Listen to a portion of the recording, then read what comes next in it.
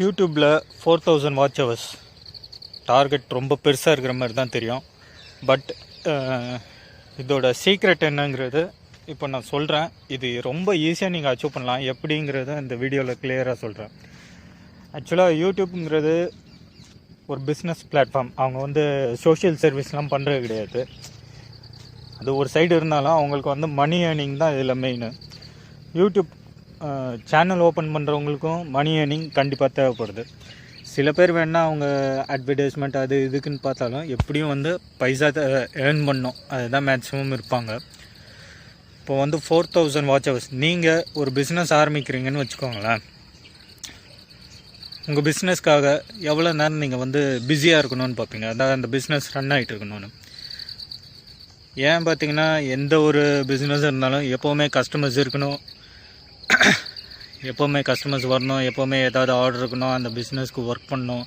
இந்த மாதிரி தான் எல்லாருமே அதாவது பிஸியாகவே இருக்கணும்னு பார்ப்பாங்க. யூடியூப் வாட்ச் ஹவர்ஸ் 4000 ஹவர்ஸையும் நீங்கள் கணக்கு பார்த்தீங்கன்னாலும் சேம் அதே தான். ஏன்னா நீங்கள் நல்லா ஸ்ப்ளிட் பண்ணி பார்த்தீங்கன்னு வச்சுக்கோங்க. ஒரு நாளைக்கு ஆவரேஜாக 10 to 11 ஹவர்ஸ் அவங்களுக்கு வாட்ச் டைம் வேணும். அதாவது ஒவ்வொரு சேனலும் 10 to 11 ஹவர்ஸ் பிஸியாக இருக்கிற மாதிரி பார்த்துக்கணும். அவங்களோட ஸ்ட்ராட்டஜியே இதுதான். நீங்கள் இன்னும் ஸ்ப்ளிட் பண்ணி பார்த்தீங்கன்னா ஒரு நிமிஷத்தில் அப்ராக்சிமேட்டாக பார்த்தீங்கன்னா ஒரு 27 செகண்ட்ஸ் வீடியோ ஓடணும். ஒவ்வொரு நிமிஷமும் உங்கள் வீடியோ வந்து 27 செகண்ட்ஸ் உங்கள் சேனலில் ஏதோ ஒரு வீடியோ போயிட்டுருக்கணும். இந்தமாரி கண்டினியூஸாக 1 இயர் போச்சுனாலே உங்கள் சேனல் வந்து ஆட்டோமேட்டிக்காக மானிட்டைசேஷன் ஆகிடும். இதுதான் 4000 ஹவர்ஸு. நீங்கள் நல்லா யோசிங்க. சேனல் ஓப்பன் பண்ணிட்டு வியூவர்ஸே வரல, கான்டாக்ட்ஸே வரல, இப்படி இருந்ததுன்னா அது யாருக்கும் ப்ராஃபிட்டு? உங்களுக்கும் ப்ராஃபிட் இல்லை, உங்களுக்கு சர்வீஸ் ப்ரொவைட் பண்ணுற யூடியூப்க்கும் ப்ராஃபிட் கிடையாது. ஸோ இந்த 4000 ஹவர்ஸ் அதாவது ஒரு நிமிஷத்துக்கு 27 செகண்ட் வந்து யாராவது ஒருத்தர் உங்கள் வீடியோ வந்து வாட்ச் பண்ணிக்கிட்டே இருக்கணும். நீங்கள் இப்படி கணக்கு பார்த்தீங்கன்னா ரொம்ப ஈஸி.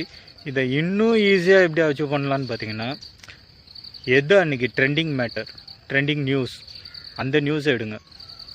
அந்த நியூஸை எடுத்து நீங்கள் அதாவது எப்படி பார்த்தாலும் மிச்ச சேனல்ஸு மிச்ச மீடியாஸு பேசிகிட்டு இருப்பாங்க. அதை எடுத்து நீங்கள் உங்கள் ஸ்டைலுக்கு தகுந்த மாதிரி எப்போவுமே மற்றவங்க ஸ்டைலை காப்பி பண்ணாதீங்க.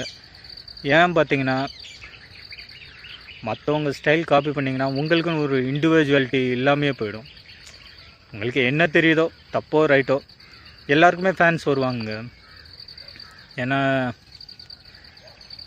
காமெடியன்ஸ்க்கும் ஃபேன்ஸ் இருக்காங்க, ஹீரோஸ்க்கும் ஃபேன்ஸ் இருக்காங்க, வில்லன்ஸ்க்கும் இருக்காங்க, மியூசிக்கும் ஃபேன்ஸ் இருக்காங்க.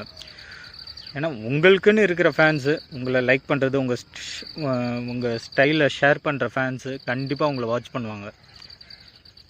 ஸோ உங்கள் ஸ்டைலில் அந்த ட்ரெண்டிங் நியூஸை எப்படி டெலிவர் பண்ண முடியும்னு பாருங்கள். வீடியோஸை டெலிவர் பண்ணி நீங்கள் கண்டிப்பாக வந்து ஷேர் பண்ணுங்கள்.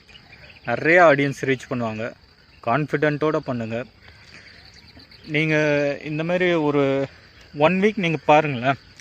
பார்த்துட்டு உங்களுக்கே தெரிய வந்துடும். 4000 ஹவர்ஸுங்கிறது பெரிய விஷயம் கிடையாது. நான் சொல்கிறது வந்து புதுசாக ஓப்பன் பண்ணுறவங்களுக்கு, கண்டிப்பாக இந்த டார்கெட்டை அச்சீவ் பண்ணவங்கிறவங்களுக்கு. சில பேர் இருக்காங்க, அவங்க வந்து சில கேட்டகரி வச்சுருப்பாங்க, சில சப்ஜெக்ட்ஸ் வச்சுருப்பாங்க. அவங்களுக்கு அவங்க தகுந்த வியூவர்ஸை அவங்க தான் தேடி போகணும், அவங்களுக்கு அவங்க தான் ஷேர் பண்ணணும். ஏன்னா இப்போ பார்த்தீங்கன்னா ஸ்போர்ட்ஸ் சேனல் இருக்குது, மியூசிக் சேனல் இருக்குது, குக்கிங் சேனல் இருக்குது. குக்கிங் சேனல்லாம் கொண்டு போய் கிட்ஸுக்கிட்டெல்லாம் சேர்க்க முடியாது. நீங்கள் அந்த மாதிரி ஸ்போர்ட்ஸ் சேனலில் கொண்டுட்டு போயிட்டு சினிமா சேனலோட சேர்க்க முடியாது. ஸோ பட் ட்ரெண்டிங் நியூஸ் பார்த்திங்கன்னா எல்லாருமே அந்த நேரத்துக்கு அவங்களுக்கு தேவைப்படுற நியூஸ், அது தெரிஞ்சுக்கணும்னு நினைக்கிற நியூஸு. ஸோ ட்ரெண்டிங் எடுங்க. டெய்லியும் நியூஸ் பேப்பரில் ஹெட்லைன்ஸ் வருது, டெய்லியும் எல்லாத்துலேயுமே ஹெட்லைன்ஸ் வருது. அந்த ஹெட்லைன்ஸ் எடுங்க. மற்ற நியூஸுக்கும் உங்களுக்கும் சம்திங் ஏதோ ஒரு டிஃப்ரென்ஸ் இருக்கிற மாதிரி பார்த்துக்கோங்க. ஒரு 2-3 எக்ஸ்ட்ரா பாயிண்ட்ஸு எங்கே கிடைக்குதுன்னு தேடுங்க. தேடி நீங்கள் உங்கள் ஸ்டைலில் ரெக்கார்ட் பண்ணி அப்லோட் பண்ணுங்கள். கண்டிப்பாக உங்களுக்கு வியூஸு, ஷேர்ஸு எல்லாமே கிடைக்கும். ப்ளஸ்